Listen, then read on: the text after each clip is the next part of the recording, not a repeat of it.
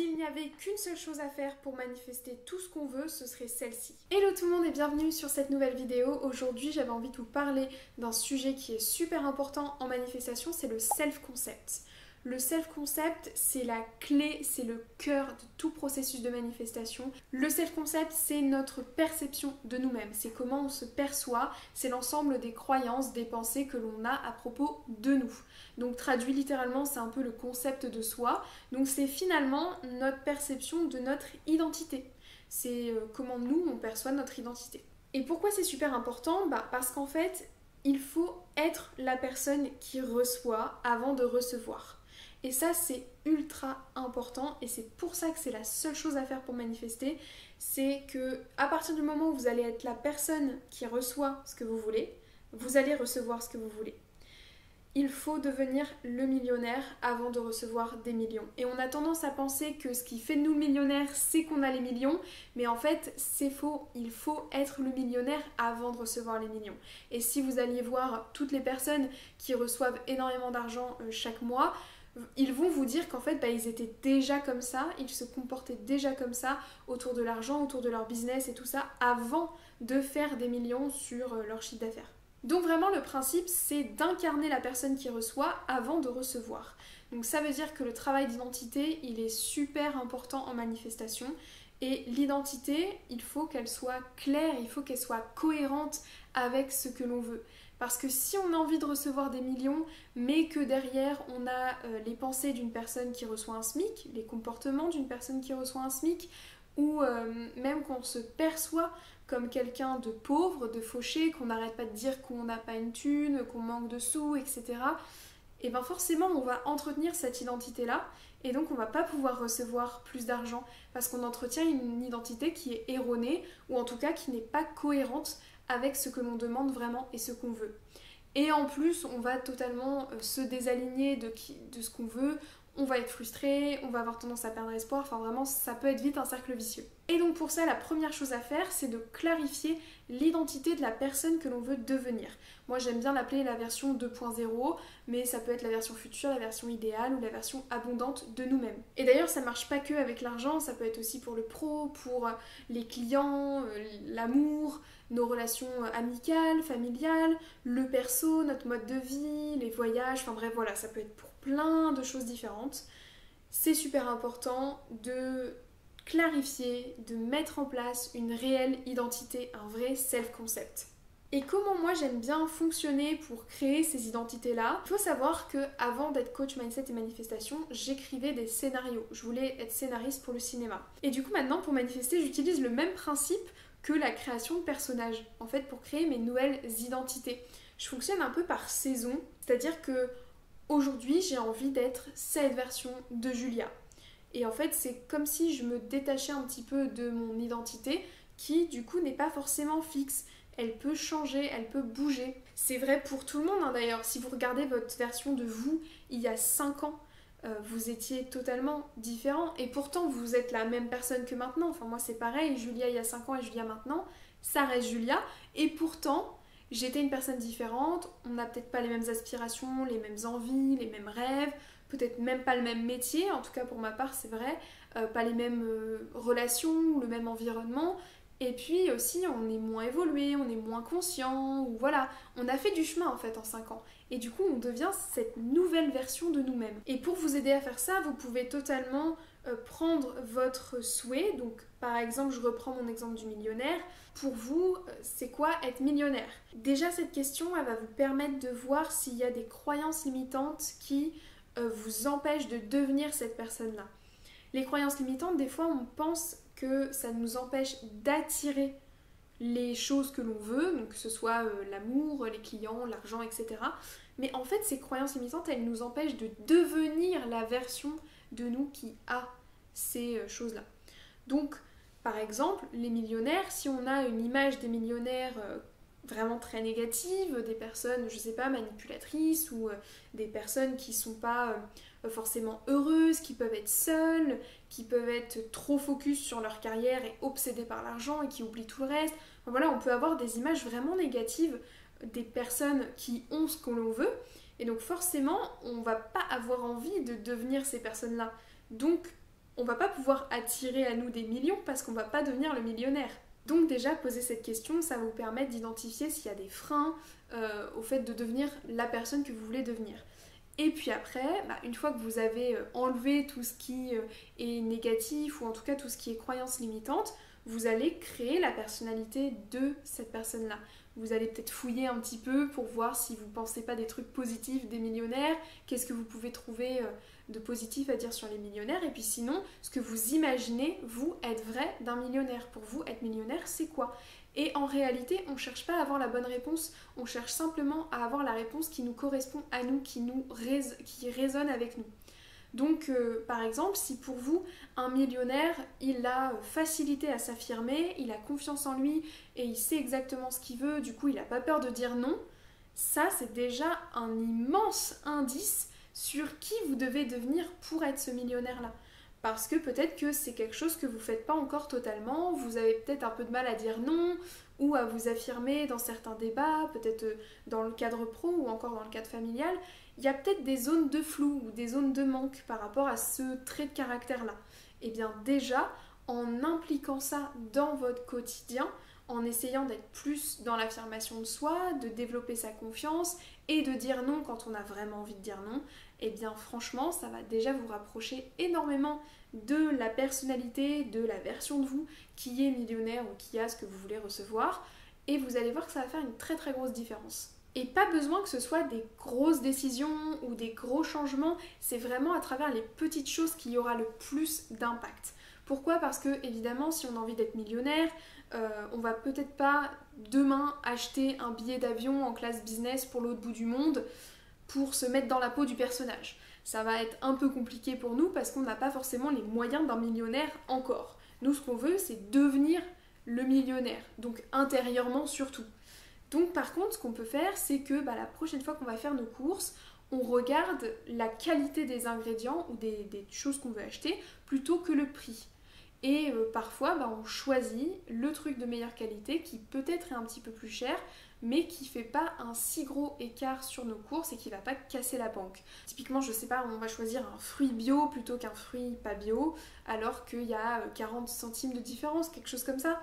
Mais on va faire ce choix en conscience et on va se dire, ma version de moi millionnaire, en fait, elle regarde pas forcément le prix des choses déjà, et si elle regarde surtout la qualité, et elle va pas choisir de se contenter du moins bien pour économiser des sous, parce qu'elle sait que la santé c'est primordial, elle prend soin d'elle en priorité, et donc sa priorité c'est d'acheter des produits de qualité parce que l'alimentation c'est super important dans la santé, etc., etc. En fait, il y a toute cette réflexion derrière. Et vous allez voir que très vite, vous allez atteindre la zone des valeurs. Quelles sont les valeurs de votre version abondante, de votre version millionnaire ou de votre version qui a reçu ce que vous voulez recevoir? Parce que là vont être vos piliers pour prendre toutes vos décisions. Typiquement, le moi millionnaire, c'est que la santé c'est primordial et donc prend toutes ces décisions en fonction de ce qui va être le mieux pour ma santé. Donc quand je vais aller faire mes courses, je vais prendre des bons ingrédients. Même si je paye 10 € de plus à la fin, c'est pas grave, c'est pas important parce que ce qui est important, c'est ma santé. Donc en fait, le fait d'incarner cette identité va vous permettre d'attirer plus de ce que vous voulez. Parce que au niveau vibratoire, ça va vraiment tout changer. Et vous allez peut-être pas forcément le sentir, ou vous allez en tout cas quand même vous sentir plus aligné. Il va se passer quelque chose de subtil à l'intérieur, mais c'est surtout au niveau énergie, vous allez vraiment matcher votre réalité idéale, vous allez matcher votre vie future idéale et la personnalité que vous avez envie de devenir. Et du coup, forcément, vous allez avoir plus d'énergie, vous allez avoir plus de motivation, et vous allez surtout matcher la fréquence de ce que vous voulez. N'oubliez pas que manifester, ce n'est pas attirer à soi parce qu'on crée de toutes pièces quelque chose. Donc si on parle des millions ou si on parle d'un partenaire amoureux par exemple, on ne le crée pas de toutes pièces, on ne le façonne pas de toutes pièces. On se cale simplement sur sa fréquence pour pouvoir le voir et le constater dans la matière. Parce qu'on sait qu'il était déjà là avant, mais qu'on n'était juste pas sur la bonne fréquence pour pouvoir le voir et qu'il soit visible par nos yeux. Donc là, c'est la même chose et c'est cette identité-là, ce self-concept-là qui va nous permettre d'atteindre cette fréquence. C'est ça qui va nous permettre d'incarner le bon personnage pour obtenir ce que l'on veut. Et vous pouvez fonctionner par saison. Vous pouvez vous dire que là vous êtes dans votre saison du personnage ultra riche, millionnaire, et puis après vous pouvez vous dire que vous êtes dans votre saison du personnage qui fait des road trips, qui est voyageur, aventurier et qui bouge tout le temps. Vous pouvez vous dire que vous êtes dans votre saison romantique, où vous priorisez votre vie amoureuse, vous faites des dates, vous êtes vraiment dans la connexion avec l'autre, etc. Vous pouvez fonctionner par saison et à chaque saison vous faire des mood boards, des questions de journaling pour pouvoir vraiment préciser, clarifier, intensifier cette personnalité, cette identité nouvelle. Et donc c'est ça le pouvoir du self-concept, c'est que finalement il nous rappelle que pour obtenir quelque chose, il faut d'abord qu'on devienne la personne qui le reçoit. Et c'est forcément compliqué si on a une vision de nous-mêmes qui n'est pas du tout cohérente et si c'est le contraire de ce qu'on veut par exemple. Si on a envie de devenir nomade et de travailler en voyageant par exemple, mais qu'on est persuadé qu'on est mauvais voyageur ou alors qu'on n'arrive pas à gérer tout ce qui est voyage, qu'on parle pas les langues et qu'on va jamais réussir à apprendre, ou que voilà, on n'est pas capable en fait de se débrouiller seul dans un pays étranger, ça va être compliqué pour nous de passer à l'action et de se dire que ça va le faire. En fait, identifier les points justement qui nous font tiquer et qui font qu'on se retient de devenir cette personne-là, ça va vraiment nous permettre de trouver notre plan d'action. Qu'est-ce qu'on doit développer, qu'est-ce qu'on doit au contraire faire sauter, se débarrasser, qu'est-ce qu'on doit devenir pour vraiment incarner notre réalité idéale et en fait finalement juste se prouver qu'on est capable parce que on est tous capables de tout faire. C'est juste qu'on a des peurs, on a des doutes, on a des croyances limitantes, des conditionnements qui font que c'est pas aussi facile que ça pour nous de concevoir qu'on est capable de faire ou d'obtenir ce que l'on souhaite. Donc posez-vous la question quand vous avez envie de manifester quelque chose. Demandez-vous qui est la personne qui reçoit ce que je veux recevoir. Qui est la personne qui reçoit des millions? Qui est la personne qui a une grande maison avec un immense terrain que je rêve d'acheter? Qui est la personne qui est en couple avec ma personne de rêve? Qui est la personne qui travaille et voyage en même temps? Etc. etc. etc. Qui est-ce que vous devez devenir pour pouvoir recevoir ce que vous voulez recevoir? Et ça va vous donner un magnifique plan d'action à mettre en place pour pouvoir attirer ce que vous voulez parce que vous allez devenir la bonne personne pour appeler ça. Et d'ailleurs, avec ce plan d'action ou même avec cette identité clarifiée, vous allez certainement arriver à un constat qui est très important, c'est que votre version future de vous, votre version abondante de vous, elle a certainement plus de temps consacré à son développement personnel. Elle investit plus sur elle, elle est plus concentrée à prendre soin d'elle en fait, se développer, investir sur soi, que dans d'autres choses. En fait, elle consacre finalement au mois, à la semaine, plus de temps sur elle que vous actuellement. Et ça, c'est un constat qui est vraiment global et que je fais avec quasiment toutes mes coachées. C'est que notre version abondante, elle est consciente du pouvoir de l'investissement sur soi, du développement de soi. Et donc forcément, elle y consacre plus de temps parce que pour elle, c'est essentiel. Et typiquement, quand on parlait de quelqu'un qui s'affirme plus, qui a plus de confiance en soi, etc., eh bien ça, c'est quelque chose que l'on développe en s'investissant sur nous, en prenant du temps pour le faire et en investissant sur des ressources ou sur des séances, des accompagnements qui nous permettent d'obtenir ce résultat-là, de développer cette confiance ou autre.